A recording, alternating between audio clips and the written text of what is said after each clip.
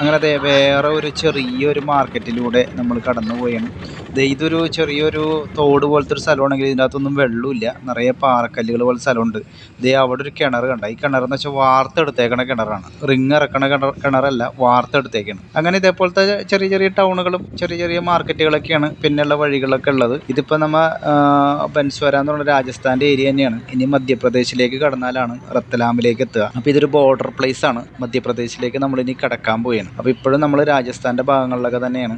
അപ്പോൾ കണ്ട ഒരുപാട് വെജിറ്റബിൾ ഐറ്റംസ്, നമ്മൾ അവിടെ എവിടെയും നമ്മൾ മാംസത്തിൻ്റെ ഒരു കട പോലും കണ്ടില്ല. അങ്ങനെ നമ്മൾ ഏകദേശം 2:30 മണിയായപ്പോഴേക്കും രത്തലാമിലെത്തി. അപ്പോൾ എനിക്കൊരു മെസ്സേജ് വന്ന്, ഞാൻ ബുക്ക് ചെയ്തേക്കണ സീറ്റ് കൺഫേം ആയില്ല, 7 വെയിറ്റിംഗ് ലിസ്റ്റായി, എൻ്റെ ഫണ്ട് റീഫണ്ട് ആയെന്ന് പറഞ്ഞിട്ട്. അങ്ങനെ 2:40 പെട്ടെന്ന് അവിടെ നോക്കിയപ്പോൾ നിസാമുദ്ദീൻ ട്രിവാൻഡ്രം സെൻട്രൽ ഒരു വണ്ടിയുണ്ട്. ഞാൻ വേഗം ജനറൽ ടിക്കറ്റ് എടുത്ത് ആ വണ്ടിയിൽ ചാടി കയറി. എൻ്റെ ഒരു ഉന്നെന്ന് വെച്ചിട്ടുണ്ടെങ്കിൽ TTR വരുമ്പോൾ സംസാരിച്ച് ഒന്നില്ലെങ്കിൽ AC അല്ലെങ്കിൽ സ്ലീപ്പറിലേക്ക് കൺവേർട്ട് ചെയ്യുക എന്നുള്ളതായിരുന്നു പ്ലാൻ. അങ്ങനെ ഞാൻ 2:30 തൊട്ടിട്ട് രാത്രി 11 മണി വരെയും നമ്മുടെ TTRനെ അന്വേഷിച്ചു.